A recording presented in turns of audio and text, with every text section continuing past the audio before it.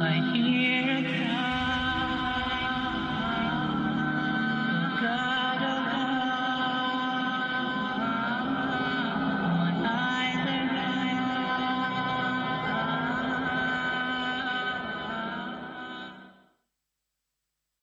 হ্যাঁ বোন। আমি এলিয়ানা, অমুসলিম, পেশায় একজন শিক্ষক। আপনাকে এই সুন্দর লেকচারের জন্য অনেক ধন্যবাদ। আমার একটা প্রশ্ন আছে। আমার মনে হয়েছে মুসলিম পুরুষদের একাধিক বিয়ে করাটা অনৈতিক আর অশ্লীল। আপনি এ ব্যাপারে কি বলবেন? আমি এ ব্যাপারে কারণটা জানি, তবে এখানে আপনার দৃষ্টিভঙ্গিটা জানতে চাচ্ছি। আর যদি কখনো খ্রিস্টান ধর্ম আর ইসলাম ধর্ম একত্রিত হয়, আমার মতে মুসলিমদের একজন স্ত্রী থাকাই উচিত। বোন, খুব সুন্দর প্রশ্ন করেছেন, খুবই কমন প্রশ্ন, খুবই গুরুত্বপূর্ণ প্রশ্ন। আপনি বললেন যে আপনার কাছে মনে হয় মুসলিম পুরুষদের একাধিক বিয়ে করাটা হচ্ছে একটা অনৈতিক কাজ, আর আপনি বললেন যে খ্রিস্টান এবং মুসলিমরা যদি কখনো একতাবদ্ধ হয় তাহলে খুব ভালো হবে। আমিও সেটাই করতে চাই, তবে একতাবদ্ধ হবে সত্যের উপর ভিত্তি করে, মিথ্যার উপর নয়। কোরআন হচ্ছে এই পৃথিবীর বুকে একমাত্র ধর্মগ্রন্থ যেটা বলছে মাত্র একটা বিয়ে করো।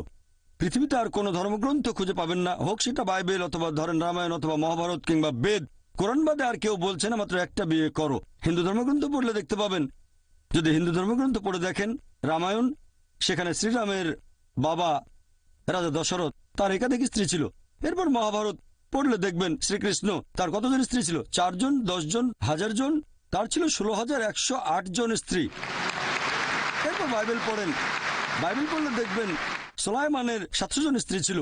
বাইবেলের কথা অনুযায়ী ইব্রাহিমের 3 জন স্ত্রী ছিল। তাহলে বাইবেলের কথা অনুযায়ী, ইহুদি আর খ্রিস্টান ধর্ম অনুযায়ী, একজন পুরুষ যত খুশি বিয়ে করতে পারে, 4, 5, 10, 1000, কোনো সীমা পরিসীমা নেই। ইসলাম একটা সীমা বেঁধে দিয়েছে। কোরআন বলছে সূরা নিসা অধ্যায় নম্বর 4 আয়াত নম্বর 3, তোমার পছন্দের নারীদের বিয়ে করো 2, 3 বা 4 জনকে, তবে যদি সুবিচার করতে না পারো তাহলে একটা বিয়ে করো। হিন্দু ধর্ম অনুযায়ী, খ্রিস্টান ধর্ম অনুযায়ী একজন পুরুষ যতজন নারীকে ইচ্ছে বিয়ে করতে পারে, 1 জন, 5 জন, 10 জন, 20 জন, 1000 জন, 10,000, কোনো সীমা নেই।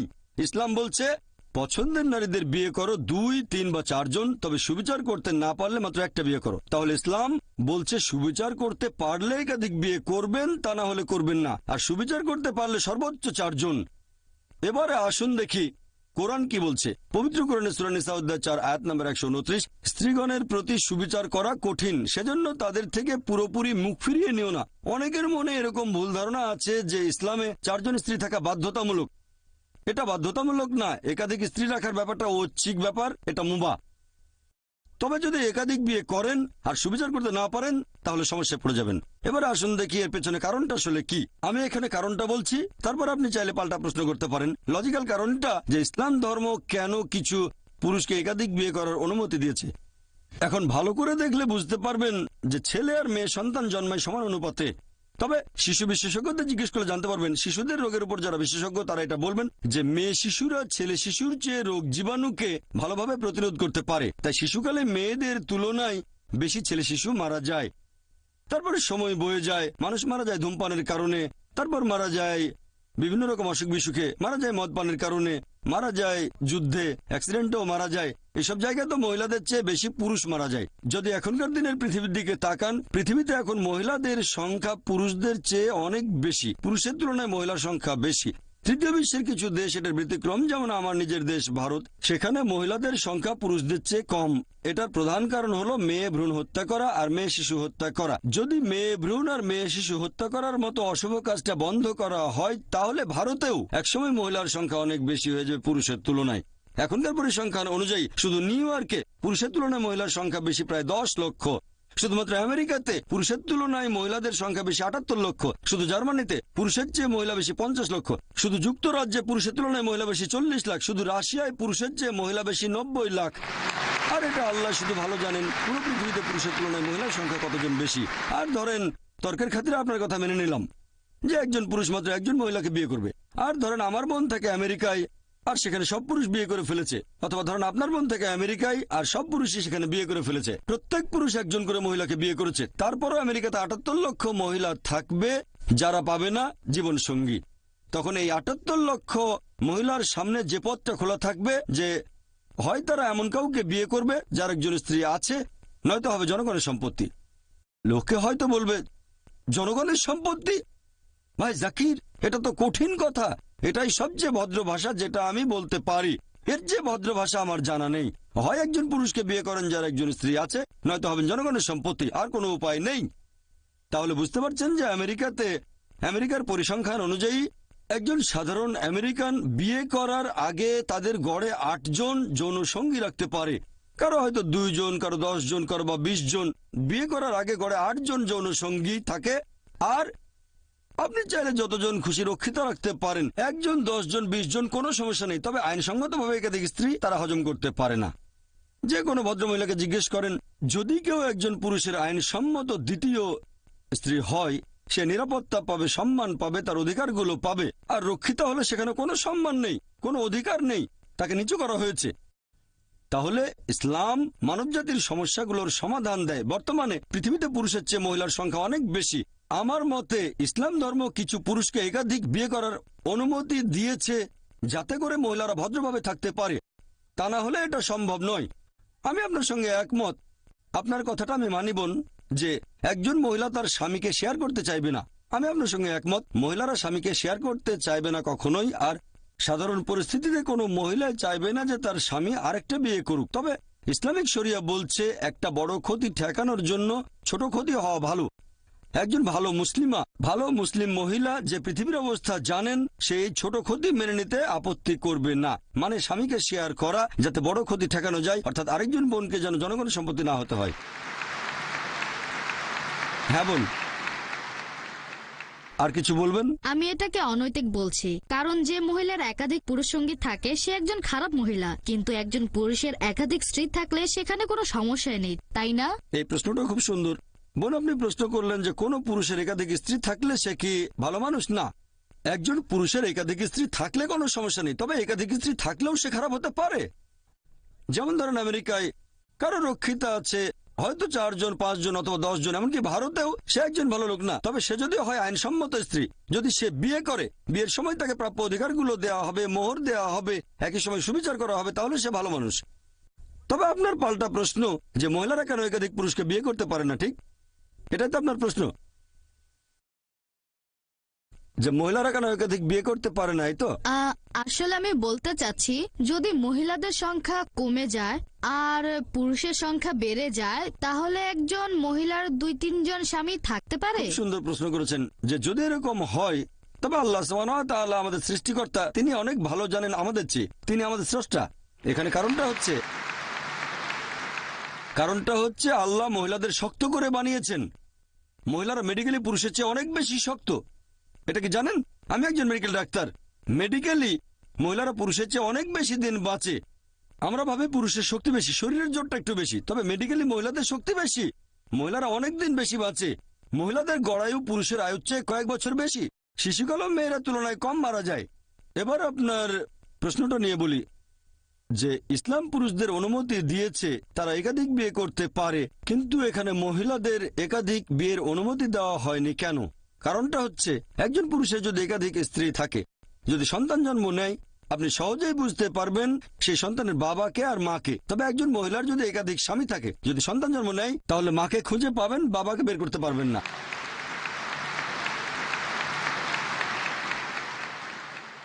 তারপরে সন্তানকে স্কুলে ভর্তি করতে যাবেন, এর বাবার নাম কি? তখন হয়তো 2টো নাম দিতে হবে। এখন মেডিকেল বিজ্ঞান অনেক উন্নত হয়েছে, যেমন ডিএনএ, জেনেটিক কোডিং। এখন বলতে পারবো বাবাকে আর মাকে, এখন সেটা আগে সম্ভব ছিল না। ইসলাম পৃথিবীতে আছে শরণাতীতকাল থেকে, এটা একমাত্র কারণ নয়, এছাড়াও আরো কিছু কারণ আছে। প্রাকৃতিকভাবে মহিলাদের তুলনায় পুরুষের যৌনতাড়না বেশি। তৃতীয়ত, একজন পুরুষ একাধিক স্ত্রী নিয়ে থাকতে পারবে, কিন্তু মহিলাদের জন্য একাধিক স্বামী থাকাটা কঠিন হবে, কারণ মহিলাদের মাসে রজস্রাব হবে, এমন সময় মানসিকতা বদলে যেতে পারে। এসব কারণে একাধিক স্বামী রাখাটা কঠিন হয়ে যাবে। এছাড়াও এখনকার দিনের বিজ্ঞান আমাদের বলে যে একজন পুরুষের যদি একাধিক যৌনসঙ্গী থাকে আর তাদের প্রতি বিশ্বস্ত থাকে, যেমন একজনের যদি একাধিক স্ত্রী থাকে, একাধিক যৌনসঙ্গী থাকে, আর তারা সবাই যদি একে অন্যের প্রতি বিশ্বস্ত থাকে, তাহলে সেই পুরুষের অথবা সেই মহিলার কোন রকম যৌনবাহিত রোগ হবে না। তবে একজন মহিলার যদি একাধিক যৌনসঙ্গী থাকে, যদি তার একাধিক স্বামী থাকে তাহলে তাদের যৌনবাহিত রোগ হবে। প্রথমে রোগটা সেই মহিলারা হবে, তারপর সেই রোগ তার স্বামীদের মধ্যে ছড়িয়ে পড়বে। তাই মেডিকেলি এটা ভালো নয় যে একজন মহিলার একাধিক স্বামী থাকতে পারে। আশা করি উত্তরটা পেয়েছেন।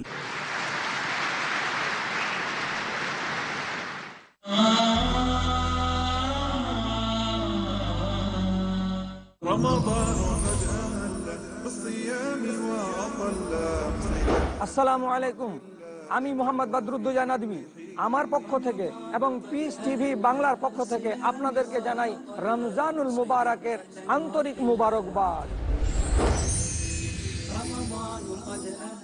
Who was the first prophet? Was a prophet the first one to read and write? Did God speak to a prophet? A prophet in a prison. A prophet who commanded the birds, insects, and animals? Want to know more? Join us for Stories of the Prophet. দেখুন নবীদের কাহিনী প্রতি রবিবার বিকেল 5টায় বা পুনঃ সম্প্রচার সকাল 5টায় বাংলাদেশে পিস টিভি বাংলায়। এই রমজানে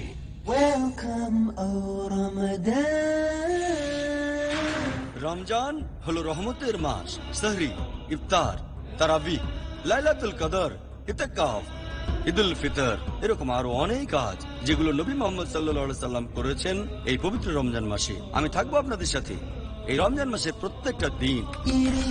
রমজান হোক আরো ফলপ্রসূ, আরো বেশি পুরস্কারময়। আমার সাথে থাকুন এই পবিত্র রমজান মাসের প্রত্যেকটা দিন। দেখুন 1 ঘন্টার বিশেষ অনুষ্ঠান রমজান ডক্টর জাকিরের সঙ্গে। পরবর্তী অনুষ্ঠান পিস টিভি বাংলায়।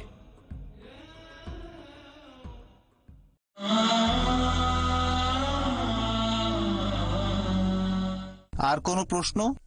Good evening doctor Zakir. আমার নাম মেরিল ডিসুজা, বোম্বে থেকে এসেছি।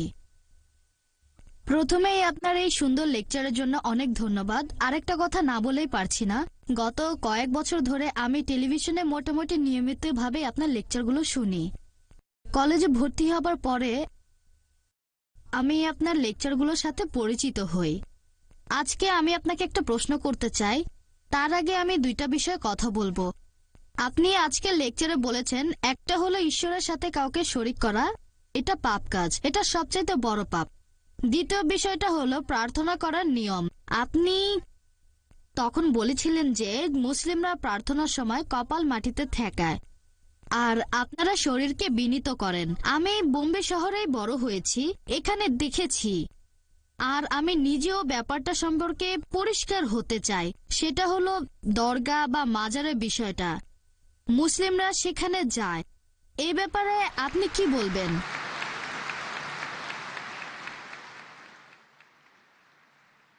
বোন খুব সুন্দর প্রশ্ন করেছেন। আরে প্রশ্ন করেছেন মুসলিমদের নিয়ে, খুবই সুন্দর প্রশ্ন। আপনি বলেছেন যে ইসলাম ধর্মে যদি আল্লাহর সাথে অন্য কাউকে শরিক করা সবচেয়ে বড় পাপ হয়, আর প্রার্থনার সবচেয়ে সেরা নিয়ম হলো সিজদা করা। কিন্তু দরগাগুলোতে কি হয়? মানুষজন দরগায় যায়, সেখানে সিজদা করে, সেটা ঠিক না ভুল? এটাই ছিল আপনার প্রশ্ন। বোন, আমি আপনার সঙ্গে একমত। আমার লেকচারের কথাগুলো আপনি পরিষ্কার আর সঠিকভাবে বুঝতে পেরেছেন যে আল্লাহ তাআলার সাথে কাউকে শরিক করা, সেটা যেই করুক সেটা ভুল। হোক সে মুসলিম বা অমুসলিম, এটা ঠিক না। তার নাম যাই হোক না কেন, জন, আব্দুল্লাহ, জাকির, মোহাম্মদ, যদি কেউ আল্লাহর সাথে অন্য কাউকে শরিক করে সে সবচেয়ে বড় পাপ করছে। আর আমরা সিজদা করব শুধুমাত্র আল্লাহ সুবহানাহু ওয়া তাআলাকে।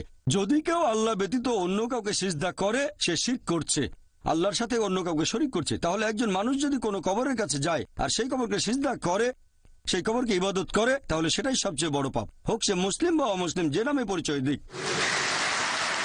ধন্যবাদ। বোন, আরো একটা প্রশ্ন করবেন?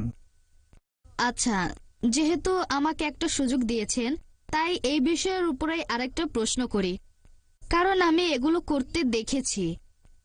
আর আপনি বললেন যে কোনো মানুষ, হোক সে মুসলিম, খ্রিস্টান বা হিন্দু, যেই করুক এটা শিরক। এখন আপনার কাছে আমার প্রশ্ন যে আমি যেমনটা দেখেছি এরকম প্রচুর আছে, আমরা সবাই তাদেরকে জানি মুসলিম হিসেবে, এরা দরগায় যায়। এখন এই ব্যাপারে আপনি কি বলবেন?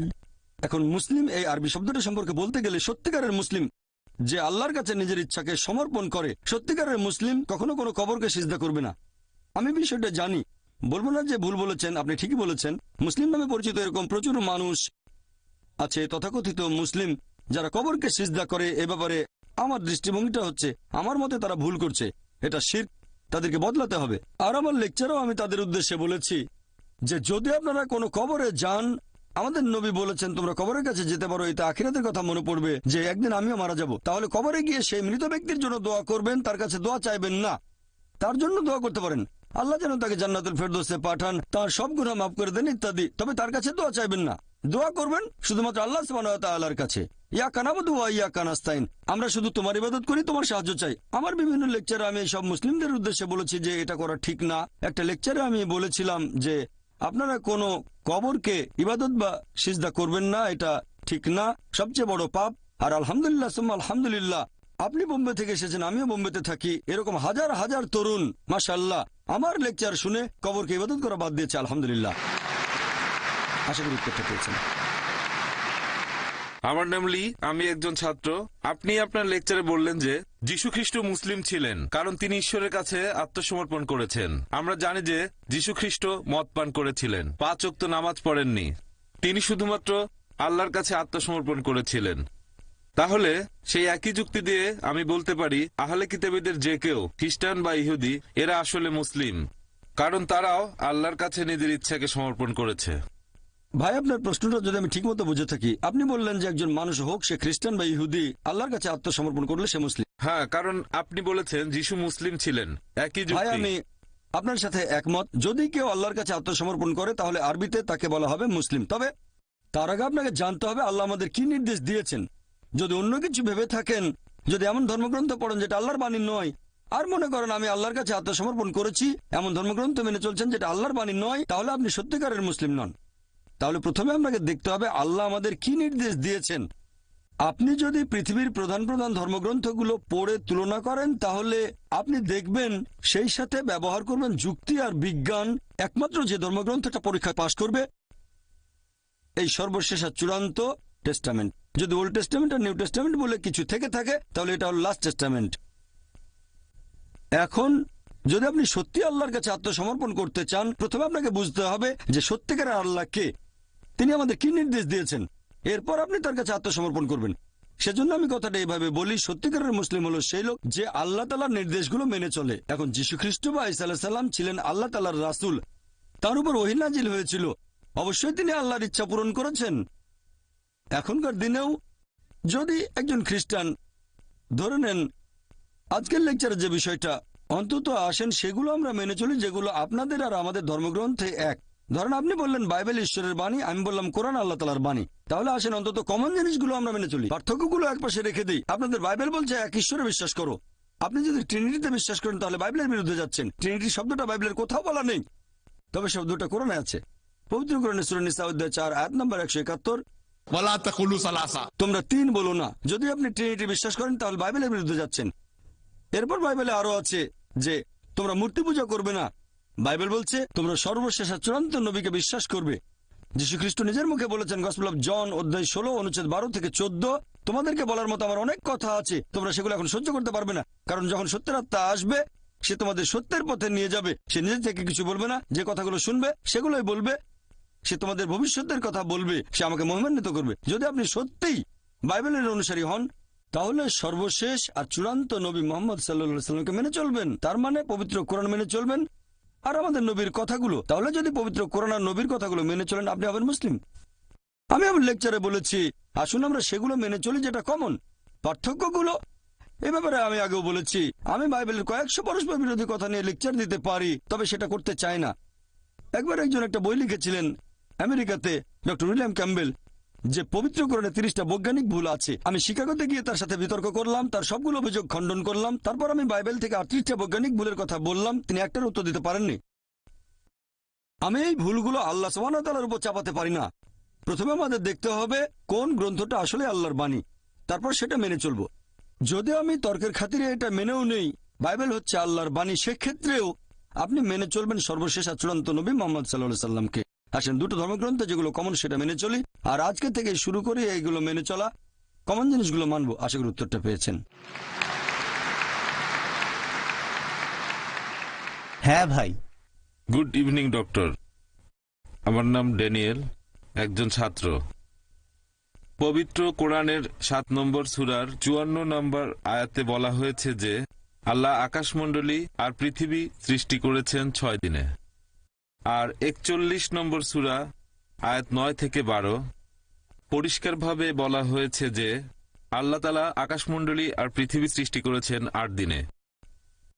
আপনি এ ব্যাপারে কি বলবেন?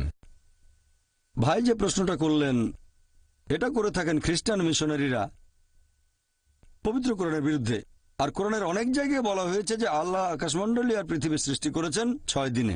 আপনি যেটার কথা বলছেন অধ্যায় নম্বর 41 আয়াত 9 থেকে 12, আপনি বলছেন কোরআন নাকি বলছে আকাশ আর পৃথিবী সৃষ্টি হয়েছে 8 দিনে। এই 8 শব্দটা কোরআনে কোথাও বলা হয়নি। কি বলা হয়েছে সেটাই বলছি।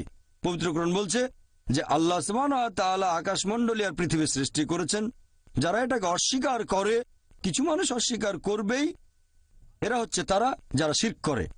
এরপরে আরো বলা হয়েছে আল্লাহ তাআলা পৃথিবীকে সৃষ্টি করলেন 2 দিনে, আর জনাব আরিফ জুলফার সৃষ্টি করলেন পৃথিবীর বিভিন্ন উপাদান, পাহাড় পর্বত, অন্যান্য উপাদান মোট 4 দিনে। এরপর 41 অধ্যায়ের 11 নম্বর আয়াত, সুম্মা, এটার বেশিরভাগ অনুবাদী বলছে তারপরে। এটার আরো অনেক অর্থ হয় তারপর আল্লাহ তাআলা আকাশমণ্ডলী সৃষ্টি করলেন 2 দিনে। এখন সাধারণভাবে মানুষ বলবে 2 যোগ 4 যোগ 2 সমান সমান 8, তবে 8 শব্দটা কোরআনে নেই। আল্লাহ আকাশমণ্ডলী সৃষ্টি করেছেন 2 দিনে। এখন যে কোরআন সম্পর্কে জানে সে উত্তর দিতে পারবে, তবে যদি কারো ভাষা জ্ঞান থাকে সে ভুল পথে চলে যেতে পারে। আর পবিত্র কোরআন বলছে যারা এই আয়াত দিয়ে মানুষকে ভুল পথে নিয়ে যেতে চায় তারা আল্লাহ তাআলার সাথে অন্য কাউকে শরীক করছে। তাহলে আল্লাহ তাআলা জানেন যে অনেকে এই আয়াত ব্যবহার করে মানুষকে ভুল পথে পরিচালিত করবে। এবার উত্তরটা বলছি। উত্তরটা হচ্ছে আল্লাহ তাআলা পৃথিবী সৃষ্টি করেছেন 2 দিনে, তারপর পৃথিবীর উপাদান গাছপালা পাহাড় পর্বত সমান অনুপাতে মোট 4 দিনে। সুম্মা, আরবি সুম্মা শব্দের আরেকটা মানে হচ্ছে একই সাথে। এর একটা মানে হলো তারপর, তারপর হতে পারে একসাথেও হতে পারে। তাহলে একই সাথে আল্লাহ সুবহানাহু ওয়া তাআলা আকাশমণ্ডলী সৃষ্টি করেছেন 2 দিনে। যেমন ধরেন আমি আপনাকে বললাম আমি একটা বড় বিল্ডিং তৈরি করব 30 তলা উঁচু মোট 6 মাসে। এটাই আমার কথা। এখন আপনি যদি খুঁটিয়ে দেখেন যে আমি সেই বিল্ডিং এর ভেতরটা, তার মানে তৈরি করব ফাউন্ডেশন 2 মাসে, আর স্ট্রাকচার সেখানে 4 মাস, পুরো 30 তলা। একই সাথে যখন তৈরি করছি ফাউন্ডেশন, তখন কম্পাউন্ডের প্রাচীরও তুলে ফেললাম 2 মাসে। তাহলে যখন আমি ফাউন্ডেশন তৈরি করছি একই সাথে প্রাচীর তুলছি আমি, তার মানে এই না যে 2 যোগ 4 যোগ 2 সমান 8 মাস। অর্থাৎ যখন ফাউন্ডেশন তৈরি করছি তখন একই সাথে আমি কম্পাউন্ডের প্রাচীরও তুলছি। তাহলে আমার বিল্ডিংটা তৈরি হচ্ছে 6 মাসে 8 মাসে না। আর একই সাথে আল্লাহ তাআলা বলেছেন যখন তিনি পৃথিবী সৃষ্টি করলেন একই সাথে আকাশমণ্ডলীও সৃষ্টি করলেন। এখন 2 দিনে পৃথিবী আর একই সাথে আল্লাহ আকাশমণ্ডলীও সৃষ্টি করলেন। সেজন্য আল্লাহ পবিত্র কোরআনে বলেছেন সূরা আম্বিয়া অধ্যায় নম্বর 21 আয়াত নম্বর 30, আওয়ালাম ইয়ারাল্লাযিনা কাফারু, অবিশ্বাসীরা কি এটা দেখে না আন্না সামাওয়াতি ওয়াল আরদা কানাত রাতকান ফাতাকনাহুমা, আকাশমণ্ডলী ও পৃথিবী ওতপ্রোতভাবে মিশেছিল, আমি তাদের আলাদা করে দিলাম। তাহলে আল্লাহ পৃথিবী আর আকাশমণ্ডলী সৃষ্টি করেছেন একই সাথে, ফাতাকনাহুমা, আমি তাদের আলাদা করে দিলাম। এখানে আসলে বিগ ব্যাং এর কথা সংক্ষেপে বলা হয়েছে। এখন বিগ ব্যাং থিওরি আমাদের বলে যে পুরো বিশ্বজগৎ প্রথমে ছিল একটা বিন্দু, তারপর বিস্ফোরণে সবকিছু আলাদা হয়ে গেল, তারপর তৈরি হলো গ্যালাক্সি, নক্ষত্র, বিভিন্ন গ্রহ, পৃথিবী, আমরা এখন যেখানে আছি। তাহলে বিগ ব্যাং এর ভিত্তিতে বিজ্ঞান কোরআনের সাথে দ্বিমত পোষণ করেনি যে আকাশমণ্ডলী যখন সৃষ্টি হয়েছে পৃথিবীও একই সাথে সৃষ্টি হয়েছে। এখানে প্রথম 2 দিন আর শেষ 2 দিন আসলে একই সাথে, এটা পরস্পর বিরোধী নয়। বলতে পারেন পুঙ্খানুপুঙ্খ রূপে। পুঙ্খানুপুঙ্খ মানে এখানে অন্যান্য বিষয়গুলো আছে, এটা পরস্পর বিরোধী না। পরস্পর বিরোধী মানে দুটো জিনিস একে অন্যের বিপরীত। পুঙ্খানুপুঙ্খ মানে অন্যান্য বিবরণগুলো দেয়া। যেমন ধরেন আমি আপনাকে বললাম যে আপনি সৎ, আগামীকাল বললাম আপনি খুব দয়ালু, এটা পরস্পর বিরোধী না, এটা পুঙ্খানুপুঙ্খ। আপনি সৎ, পাশাপাশি আপনি দয়ালু। তবে পরে যদি বলি আপনি অসৎ, সেটা পরস্পর বিরোধী হবে। এই আয়াতে পবিত্র কোরআনে বিস্তারিত বলা হয়েছে এই 6 দিনে কিভাবে সৃষ্টি হয়েছে। প্রথম 2 দিনে পৃথিবী, একই সাথে আকাশমণ্ডলী, আর তারপর 4 দিনে পৃথিবী উপরের উপাদানগুলো যেমন পাহাড় পর্বত গাছপালা সব সমান অনুপাতে। আশা করি উত্তরটা পেয়েছেন।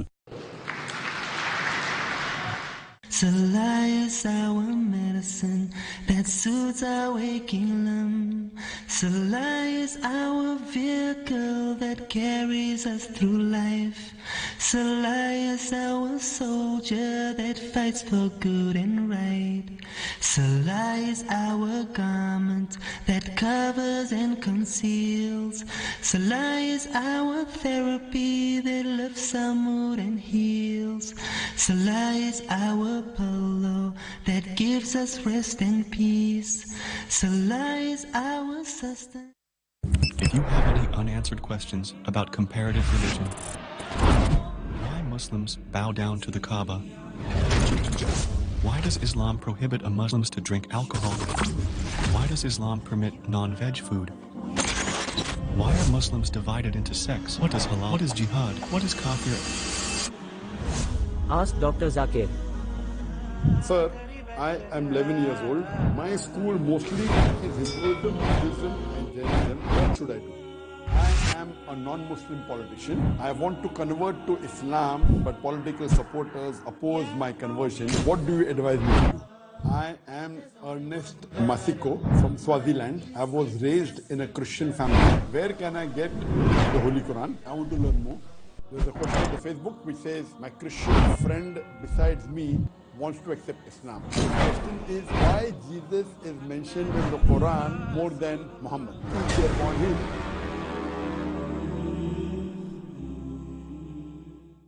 পুরস্কার, যে ব্যক্তি তাগুতকে অস্বীকার করলো, উদারতা, ইবাদত ওই বিষয়েই করব আমি যে বিষয়ে মুহাম্মদ সাল্লাল্লাহু আলাইহি সাল্লাম শরীয়ত হিসাবে প্রবর্তন করেছেন। ভালো খবর, তারা এই পৃথিবীতে এবং কিয়ামতের মাঠে নিরাপত্তা পেয়ে গেল। ওহুম মুহতাদুন, তারাই হলো হেদায়েত প্রাপ্ত। মুজাফফর বিন মুহসিন। তোমরা শক্ত করে ধরো হাবলুল্লাহটাকে। এটাই হলো ইসলাম, এটাই হলো দ্বীন, এটাই হলো শরীয়ত। মুমিনদের জন্য যা মহান আল্লাহ পছন্দ করেন। দেখুন শরিয়াতের মর্যাদা প্রতি শনিবার বিকেল 4:30 বা পুনঃ সম্প্রচার সকাল 7টায় বাংলাদেশে পিস টিভি বাংলায়।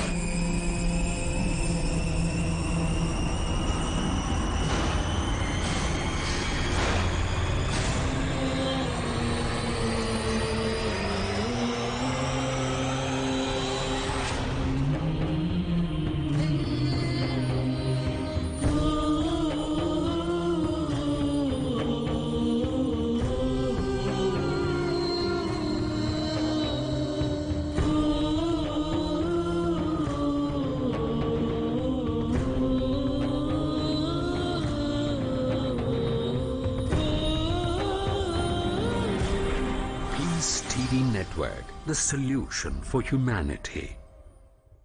Oh, you who believe, give charity for the pleasure of Allah, the pleasure of Allah. Oh, you who believe, read the Quran every night of Ramadan, night of Ramadan. Welcome, oh Ramadan. It is Ramadan. It is Ramadan.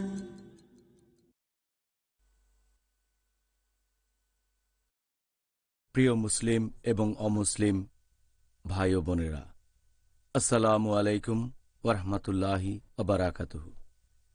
আমাদের স্রষ্টা মহান আল্লাহ তাআলার দয়া, শান্তি ও রহমত আপনাদের সবার উপরে বর্ষিত হোক। এই অনুষ্ঠানে স্বাগতম। Ramzan a date with doctor Zakir. আমি আপনাদের হোস্ট ইউসুফ চেম্বার্স। আর আজকে আমাদের অনুষ্ঠানে আলোচনার টপিক জাকাত পর্ব 1। ডক্টর জাকির, আসসালামু আলাইকুম। ওয়ালাইকুম আসসালাম রহমতুল্লাহ বারাকাতুহু। আজকের টপিকটাও খুবই গুরুত্বপূর্ণ, যাকাত, যেটাকে বলা হয় গরিব মানুষের হক। আর আজকে এই অনুষ্ঠানের শুরুতেই আমরা এই যাকাত শব্দটার অর্থ নিয়ে বিস্তারিতভাবে আলোচনা করার চেষ্টা করব, যাকাতের সংজ্ঞা। এছাড়াও আমরা জানতে চাইব যে ইসলাম ধর্মে এই যাকাতের গুরুত্ব আসলে কতখানি। আলহামদুলিল্লাহ, ওয়াসসালাতু ওয়াসসালাম আলা রাসূলিল্লাহ ওয়া আলা আলিহি ওয়া সাহবিহি আজমাইন, আম্মা বাদ। আউযু বিল্লাহি মিনাশ শাইতানির রাজীম, বিসমিল্লাহির রহমানির রহিম। রব্বি ইশরাহ লি সাদরি ওয়া ইয়াসসির লি আমরি ওয়াহলুল উকদাতাম মিন লিসানি ইয়াফকাহু কাওলি। যদি আপনি জাকাতের শাব্দিক অর্থের কথা বলেন, জাকাত এটা এসেছে আরবি শব্দ জাকাত থেকে, যার অর্থ বিশুদ্ধ হওয়া, যার অর্থ বৃদ্ধি পাওয়া। এর আরেকটা মানে আশীর্বাদ আর মহত্ব। তাহলে জাকাত মানে শুদ্ধ হওয়া, পরিষ্কার হওয়া, বৃদ্ধি পাওয়া। জাকাতের মানে মহত্ব, এর অর্থ আশীর্বাদ। ইসলামী শরিয়ায় জাকাত হচ্ছে বাধ্যতামূলক দান। মুসলিমদের মধ্যে যাদের আছে কোনো সঞ্চয় বা উদ্বৃত্ত সম্পদ যদি নিসাব লেভেল পর্যন্ত থাকে বা তার উপরে, আর সেই সম্পদ যদি পুরো একটা হিজরি বছর তার কাছে থাকে, তাহলে সে জাকাত দেবে সেই উদ্বৃত্ত সম্পদের, এবং সেটা দিতে হবে 2.5%। এ হলো ইসলামিক শরিয়া অনুযায়ী জাকাতের অর্থ। আর আল্লাহ সুবহানাহু ওয়া তাআলা পবিত্র কোরআনে বলেছেন, সূরা তাওবা অধ্যায় নম্বর 9 আয়াত 103, তাদের সম্পদ থেকে তোমরা জাকাত গ্রহণ করো, সাদকা গ্রহণ করো, এতে তুমি তাদের পবিত্র করবে, পরিশোধিত করবে। আল্লাহ পবিত্র কোরআনে বলেছেন সূরা রুম অধ্যায় নম্বর 30 আয়াত নম্বর 39, যারা বিভিন্ন উপহার দেয় এজন্য যাতে তাদের সম্পদ বৃদ্ধি পায়। অন্য মানুষের সম্পদের উপর দেওয়া উপহারের মাধ্যমে আল্লাহর দৃষ্টিতে তার সম্পদ বৃদ্ধি করে না, কিন্তু যারা জাকাত দেয় আল্লাহ তাআলার সন্তুষ্টি লাভের জন্য, আল্লাহ তাদের সম্পদ বৃদ্ধি করেন। আর জাকাত হচ্ছে ইসলাম ধর্মের একটা স্তম্ভ। আমাদের নবী মুহাম্মদ সাল্লাল্লাহু আলাইহি ওয়াসাল্লাম বলেছেন, এটা আছে সহিহ বুখারীতে খণ্ড নম্বর 1 book of Iman, book of faith, হাদিস নাম্বার 8। মুহাম্মদ সাল্লাল্লাহু আলাইহি ওয়াসাল্লাম বলেছেন যে ইসলামের ভিত্তি হচ্ছে 5টা স্তম্ভ। প্রথমটা হচ্ছে লা ইলাহা ইল্লাল্লাহ মুহাম্মাদুর রাসূলুল্লাহ, আল্লাহ ব্যতীত কোনো উপাস্য নেই, আর নবী মুহাম্মদ সাল্লাল্লাহু আলাইহি ওয়াসাল্লাম আল্লাহ প্রেরিত রাসূল। দ্বিতীয়টা হচ্ছে নামাজ আদায় করা। তৃতীয় হলো জাকাত দেয়া, মানে বাধ্যতামূলক দান। চতুর্থ হচ্ছে হজ পালন করা, আর পঞ্চম হচ্ছে রমজান মাসে রোজা রাখা। এগুলো সবই মুসলিমরা করে, আলহামদুলিল্লাহ। তাহলে জাকাত হলো ইসলামের গুরুত্বপূর্ণ স্তম্ভগুলোর একটা। জাকাত সম্পর্কে কোরআন হাদিসে বলা হয়েছে যে কিভাবে জাকাত দিতে হবে, অনেক হাদিস আছে। ইসলামে এটার গুরুত্ব অনেক বেশি। আল্লাহ বলেছেন সূরা আনফাল অধ্যায় নম্বর 8 আয়াত 3 ও 4, জাকাত হলো ঈমানের নিদর্শন। বলা হয়েছে তারাই প্রকৃত মুমিন, যারা নামাজ কায়েম করে আর জাকাত দেয় তারাই হলো প্রকৃত বিশ্বাসী। তার মানে জাকাত হচ্ছে প্রকৃত ঈমানের নিদর্শন। আমাদের নবী মুহাম্মদ সাল্লাল্লাহু আলাইহি ওয়াসাল্লাম বলেছেন, এটা উল্লেখ আছে সহিহ মুসলিমে খণ্ড নম্বর 4 হাদিস নম্বর 6264। নবী বলেছেন যে যখন তোমরা দান করো এতে তোমাদের সম্পদ কমে যায় না, আর আল্লাহ সুবহানাহু ওয়া তাআলার কোনো বান্দা যদি ক্ষমা করে আল্লাহ তাআলা তার মর্যাদা বাড়িয়ে দেন, আর যদি সে বিনয় দেখায় তাহলে আল্লাহ সুবহানাহু ওয়া তাআলা তাকে অন্য মানুষের সামনে করেন মর্যাদা সম্পন্ন। তাহলে দান করলে সম্পদ কমে যায় না, আসলে সম্পদ বেড়ে যায়। আর জাকাত দিলে মুসলিম উম্মার মধ্যে একতা এবং ভ্রাতৃত্ববোধ সৃষ্টি হয়। পুরো পৃথিবী জুড়ে মুসলিম উম্মা তখন হয়ে যায় একটা পরিবার, একে অন্যের কথা চিন্তা করে। ধনীরা গরিবদের জাকাত দেয়, তখন সবারই মনে হয় মুসলিমরা যেন একটা পরিবার। আমাদের প্রিয় নবী মুহাম্মদ সাল্লাল্লাহু আলাইহি ওয়াসাল্লাম বলেছেন, এটা আছে সহিহ বুখারীতে খণ্ড নম্বর 1 বুক অব সালাহ হাদিস নম্বর 481। মুহাম্মদ সাল্লাল্লাহু আলাইহি ওয়াসাল্লাম বলেছেন যে একজন বিশ্বাসীর কাছে আরেকজন বিশ্বাসী হচ্ছে দেয়ালে বসানো ইটের মতো। দেয়ালে বসানো ইটের মতো একে অন্যকে সাহায্য করে। তিনি তার দুটো হাত এভাবে ধরলেন বোঝানোর জন্য, এইভাবে। তাহলে এতে করে মুসলিম উম্মাহ একতাবদ্ধ হয় আর পবিত্রকরণের একটা আয়াতে জাকাত নিয়ে সংক্ষেপে বলা হয়েছে। পবিত্রকরণের সূরা হাশর অধ্যায় নম্বর 59 আয়াত নম্বর 7 জাকাতের কথা বলছে যে এর কারণে সম্পদ কেবল ধনীদের মধ্যে আবর্তিত হয় না। তাহলে এটা ইসলাম ধর্ম অনুযায়ী একটা অর্থনৈতিক সমাধান জাকাত। ডক্টর জাকির, আপনি কি এ ব্যাপারে বলবেন যে কোন শর্তগুলো পূরণ করলে জাকাত দেয়া একজন মুসলিমের জন্য একেবারে বাধ্যতামূলক হয়ে যাবে? জাকাত দেয়া প্রত্যেক মুসলিমের জন্যই বাধ্যতামূলক। হতে পারে সে পুরুষ অথবা মহিলা, প্রাপ্ত বা অপ্রাপ্তবয়স্ক, স্বাভাবিক বা অস্বাভাবিক, যদি সে স্বাধীন নাগরিক হয়, আর যদি উদ্বৃত্ত সম্পত্তি বা সঞ্চয় থাকে যেটার পরিমাণ নিসাব লেভেলের সমান অথবা তার উপরে, আর যদি সেই উদ্বৃত্ত সম্পদ বা সঞ্চয় তার কাছে পুরো একটা হিজরি বছর ধরে গচ্ছিত থাকে, তাহলে সেই মুসলিমের জন্য জাকাত দেওয়াটা হবে বাধ্যতামূলক। আর বেশিরভাগ সময়, বেশিরভাগ ক্ষেত্রে সেটা হবে 2.5%। তাহলে জাকাতের ক্ষেত্রে কিছু শর্ত আছে। 1 নম্বর, তাকে মুসলিম হতে হবে। হতে পারে সে পুরুষ বা মহিলা, বড় বা ছোট, স্বাভাবিক অস্বাভাবিক, কোনো ব্যাপার না, মুসলিম। 2 নম্বর, সে হবে স্বাধীন নাগরিক। 3 নম্বর, তাকে হতে হবে সাহেবে নিসাব, তার মানে সে হবে সেই উদ্বৃত্ত সম্পদের একমাত্র মালিক। মৌলিক চাহিদাগুলো মেটানোর পরে যেটা তার কাছে উদ্বৃত্ত থাকবে, যেটা সঞ্চিত থাকবে, সে হবে সেই সম্পদের একমাত্র মালিক, অন্য কেউ হতে পারবে না। আর এই সম্পদ পুরো একটা হিজরি বছর তার কাছে সঞ্চিত অবস্থায় থাকবে, 1 বছর। আরেকটা সহিহ হাদিস আছে তিরমিজিতে, হাদিস নাম্বার 631। আমাদের নবী সাল্লাল্লাহু আলাইহি সাল্লাম বলেছেন যে তোমরা জাকাত দেবে সেই সম্পদের উপর, আর অবশ্যই সেটা উদ্বৃত্ত সম্পদ হবে যেটার মালিক তুমি, আর তোমার কাছে তা আছে পুরো 1 বছর। শেষ শর্তটা হচ্ছে যে জাকাত দেবেন বৈধ পথে করা উপার্জন থেকে, উপার্জনটা হালাল হতে হবে। আমাদের নবী সাল্লাল্লাহু আলাইহি সাল্লাম বলেছেন, এটা আছে সুনান আল নিসাইতে, হাদিস নাম্বার 2525। আমাদের প্রিয় নবী বলেছেন যে পরিচ্ছন্নতা ছাড়া নামাজ কবুল করা হবে না, একইভাবে হালাল উপার্জন ছাড়া জাকাত কবুল করা হবে না। তাহলে যে জাকাতটা দেবেন সেটা উপার্জন হবে হালাল, এটা আরেকটা শর্ত। আর যদি সে অপ্রাপ্তবয়স্ক অথবা অস্বাভাবিক হয়, তাহলে সেই অপ্রাপ্তবয়স্ক বা অস্বাভাবিক লোকের সম্পদের যিনি অভিভাবক, তিনি সেই লোকের পক্ষ থেকে তার জাকাতটা তখন দান করবেন। আচ্ছা ডক্টর জাকির, আপনি একটু আগে বললেন নিসাব, আপনি কি এই নিসাবের বিষয়টা ব্যাখ্যা করে বলবেন? আর এছাড়াও আমরা এটা জানি যে আল্লাহ সুবহানাহু ওয়া তাআলা শুধুমাত্র তাদের জন্যই জাকাত বাধ্যতামূলক করেছেন যাদের সঞ্চয় নিসাব লেভেলের উপরে। আপনি কি আমাদেরকে এই বিষয়টাও আরেকটু ব্যাখ্যা করে বলবেন? নিসাব শব্দটার ব্যাপারে যদি বলতে হয়, নিসাব হচ্ছে একটা পরিমাণ যেটা ঠিক করে দিয়েছেন আল্লাহ সুবহানাহু ওয়া তাআলা। এখানে মিনিমাম অ্যামাউন্টটার কথা বলা হয়েছে, আর এটা এক এক সম্পদের ক্ষেত্রে এক এক রকম। যখন সম্পদ এমন পরিমাণ হবে যেটার উপরে জাকাত দেওয়া বাধ্যতামূলক, তখন সেই মিনিমাম লেভেলটাকে বলা হয় নিসাব। আর আল্লাহ সুবহানাহু ওয়া তাআলা এটা আবশ্যক করে দিয়েছেন যে সেই লোক জাকাত দেবে যার সম্পদ নিসাব লেভেলের উপরে। এর অনেক কারণ আছে। 1 নাম্বার, সেই মানুষ যারা গরিব তারা এটা থেকে অনেক উপকার পাবে জাকাত থেকে, আর যারা ধনী তাদেরকে উদ্বৃত্ত সম্পদ থেকে জাকাত দিতে হবে।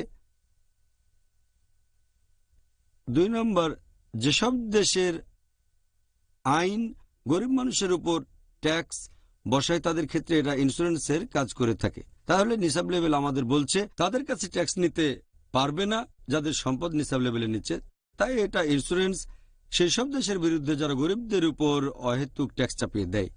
এছাড়াও কোনো লোক যদি জানতে চায় যে তার জাকাত দেওয়া উচিত কিনা, যদি সে জানে তার উদ্বৃত্ত সম্পদ, তার সঞ্চয় নিসাব লেভেলের উপরে, তাকে জাকাত দিতে হবে। এখন কেউ যদি ধনী হয়ে থাকে, তার জন্য যদি সে বিত্তবান হয়, তাহলে সব উদ্বৃত্ত সম্পদের উপরে তাকে জাকাত দিতে হবে। নিসাবের 2টো শর্ত আছে। 1 নাম্বার, এটা হতে হবে মৌলিক চাহিদা পূরণের পরে, মানুষের সব চাহিদাগুলো মেটানোর পরে, যেমন অন্ন, বস্ত্র, বাসস্থান, চিকিৎসা, শিক্ষা, সব মৌলিক চাহিদা মেটানোর পরে যদি তার কাছে উদ্বৃত্ত সম্পদ অথবা সঞ্চয় থাকে, সেটা যদি নিসাব লেভেলে পৌঁছায়, তখন জাকাত দিতে হবে। আর মৌলিক চাহিদাগুলো নির্ভর করে ইসলামিক শরিয়ার উপরে। কারণ আপনারা দেখবেন যে বেশিরভাগ উন্নত দেশে মৌলিক চাহিদা হচ্ছে বিলাসিতা। সেখানে তাদের মৌলিক চাহিদা হতে পারে বড় গাড়ি, অথবা একটা প্রাসাদ, অথবা হয়তো অতিরিক্ত খাবারও হতে পারে, অ্যালকোহল, এরকম।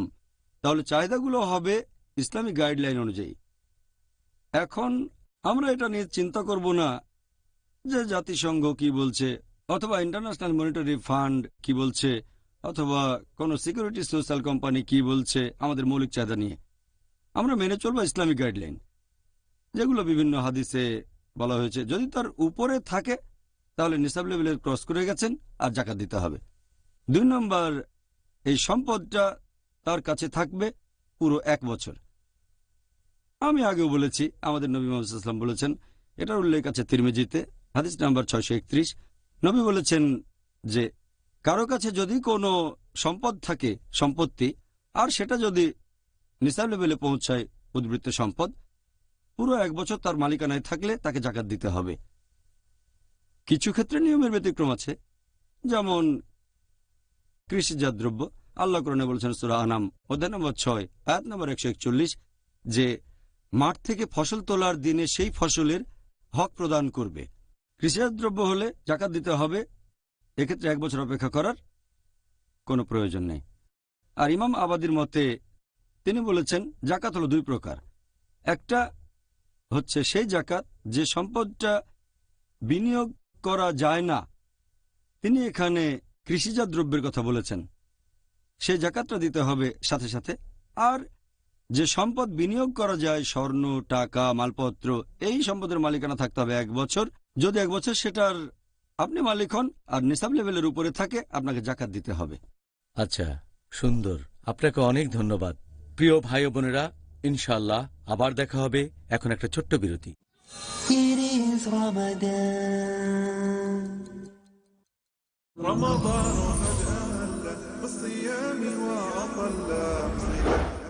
আসসালামু আলাইকুম ওয়া রাহমাতুল্লাহ।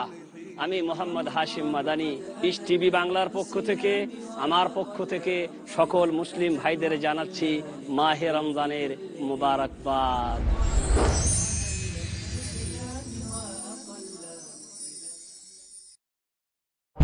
আমরা সমগ্র মানব জাতি একটি মাত্র জাত। আল্লাহ পাক বলেছেন, আমি তোমাদের সকলের প্রতিপালক। ইসলামের মূল স্তম্ভ কি? তাওহীদ এমন একটি বিষয় যে সমস্ত নবী এবং রাসূলগণ নিয়ে এসেছেন।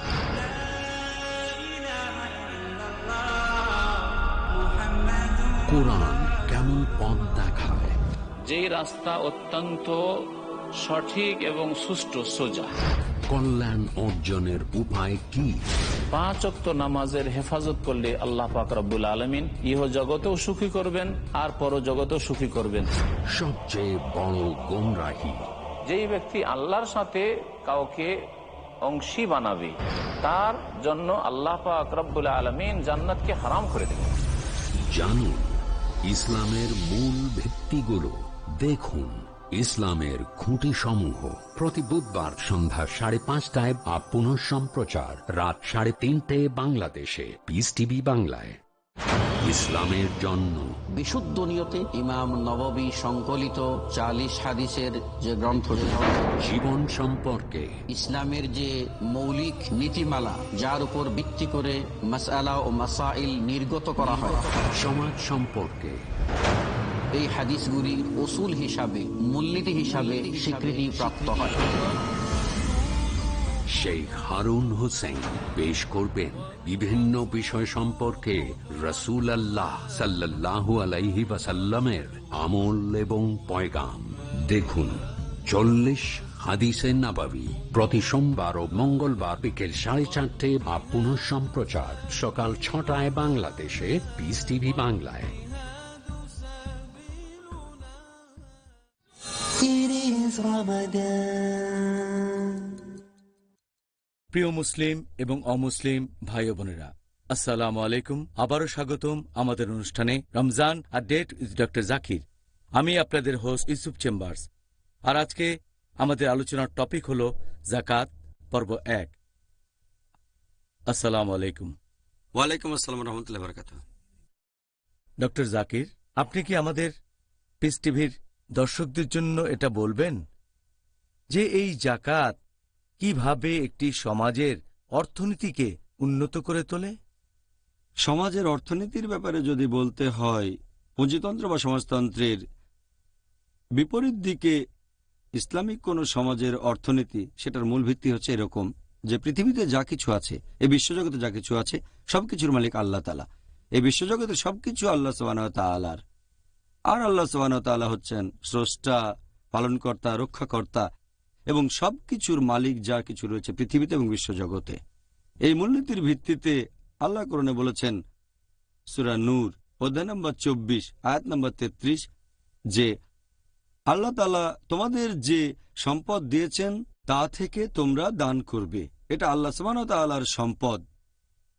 এই সম্পদের দায়িত্ব দিয়েছেন আমাদের, আর আল্লাহ আমাদের যা দিয়েছেন সেখান থেকে দান করতে বলেছেন। আল্লাহ আবারও বলেছেন সূরা হাদিদ অধ্যায় নম্বর 57 আয়াত নম্বর 7 যে আল্লাহ তোমাদের যা কিছুর উত্তরাধিকারী করেছেন তা থেকে তোমরা দান করো, ব্যয় করো। আল্লাহ তাআলা আপনাকে দিয়েছেন যে সম্পদ, টাকা পয়সা, তা থেকে দান করবেন। এখানে আমরা মানুষরা হচ্ছি আল্লাহ সুবহানাহু ওয়া তাআলার এই সম্পদের ট্রাস্টি। তাহলে এই সম্পদ আসলে আল্লাহ তাআলার, সেই কারণে আমরা সম্পদ ব্যয় করব এবং উপার্জন করব আল্লাহ তাআলা যেভাবে নির্দেশ দিয়েছেন সেভাবে, কারণ সম্পদটা আসলে তার। আর বিভিন্ন রকম নির্দেশনা দেওয়া আছে পবিত্র কোরআনে যে কিভাবে এই সম্পদ উপার্জন এবং ব্যয় করবেন। কিভাবে উপার্জন করবেন সে ব্যাপারে বেশ কিছু নিষেধাজ্ঞাও আছে যে এইভাবে উপার্জন করা যাবে না, অন্য সবগুলো পদ্ধতি হালাল। আল্লাহ কোরআনে বলেছেন সূরা বাকারা অধ্যায় নম্বর 2 আয়াত নম্বর 278 ও 279 তোমরা রিবার দাবি ছেড়ে দাও। রিবা হচ্ছে ইন্টারেস্ট, তার মানে সুদ। আর তোমরা যারা এই রিবার দাবি ছাড়বে না, ইন্টারেস্ট বা সুদ, তারা আল্লাহ এবং রাসূলের সাথে যুদ্ধের জন্য প্রস্তুত থাকো। তাহলে উপার্জন করা রিবার মাধ্যমে, ইন্টারেস্টের মাধ্যমে, এটা পুরোপুরি হারাম। এটা হচ্ছে উপার্জন করার ক্ষেত্রে অন্যতম একটা বড় গুনাহ। আল্লাহ পবিত্র কোরআনে আরো বলেছেন উপার্জন করতে পারবে না ঘুষের মাধ্যমে। পবিত্র কোরআনে সূরা বাকারা অধ্যায় নম্বর 2 আয়াত 188 যে বিচারকদের কাছে তোমাদের সম্পদ পেশ করো না যাতে অন্যের সম্পদ গ্রাস করতে পারো। তাহলে আপনি কোনো মানুষকে ঘুষ দেবেন না যাতে করে আরো উপার্জন করতে পারেন। ইসলাম এটা হারাম। একইভাবে চুরি আর ডাকাতি করা নিষিদ্ধ। আল্লাহ কোরআনে বলেছেন সূরা মাইদা অধ্যায় নম্বর 5 আয়াত নম্বর 38 কোন পুরুষ চোর এবং নারী চোর তাদের হাত কেটে ফেলো, আল্লাহর পক্ষ থেকে এটা আদর্শ দণ্ড। তাহলে চুরি বা ডাকাতি করা নিষিদ্ধ। এছাড়াও আল্লাহ পবিত্র কোরআনে বলেছেন সূরা মাইদা অধ্যায় নম্বর 5 আয়াত নম্বর 90 ইয়া আইয়ুহাল্লাযিনা আমানু, হে মুমিনগণ, ইন্নামাল খামরু ওয়াল মাইসিরু, নিশ্চয়ই মদ এবং জুয়া খেলা, ওয়াল আনসাবু ওয়াল আজলামু, মূর্তি পূজার বেদী, ভাগ্য নির্ণায়ক স্বর, রিজসুম মিন আমালি শাইতান, এগুলো সব শয়তানের কাজ। ফাজতানিবু লাকুম তুফলিহুন, এগুলো থেকে বিরত থাকে যাতে সফল হতে পারো। তাহলে যদি উপার্জনের মাধ্যম হয় মাদক দ্রব্য, জুয়া খেলা, মূর্তি পূজা অথবা ভাগ্য গণনা, ইসলামে এগুলো নিষিদ্ধ। আল্লাহ তাআলা আমাদের আরো নির্দেশনা দিয়েছেন। তিনি পবিত্র কোরআনে বলেছেন সূরা নূর অধ্যায় নম্বর 24 আয়াত নম্বর 33 যে দাসীগণ সতীত্ব রক্ষা করতে চাইলে পার্থিব জীবনের ধন সম্পদের লোভ দেখিয়ে তাদের ব্যভিচারিণী হতে বাধ্য করো না। যদি তারপরও তাদেরকে বাধ্য করা হয়, নিশ্চয়ই আল্লাহ ক্ষমাশীল এবং পরম দয়ালু। তবে পতিতাবৃত্তির মাধ্যমে উপার্জন করতে পারবে না।